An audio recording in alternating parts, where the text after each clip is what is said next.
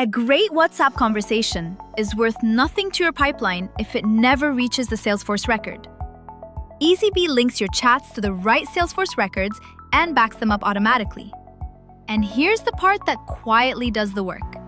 It matches contacts for you and syncs every 3 minutes without a single click. Let's walk through it. Linking happens on its own.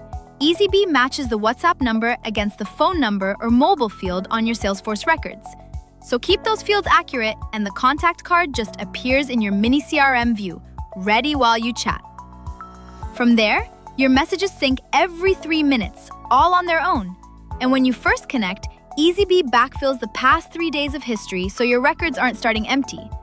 It works for one-to-one chats and the group chats tied to that contact. So where does it all land? On a contact, you'll find your chats in the Notes and Attachments section and in the WhatsApp chats by Eazybe activity object. On a lead, they're in that same activity object, so the history is right where you're already working. And it's not just the text.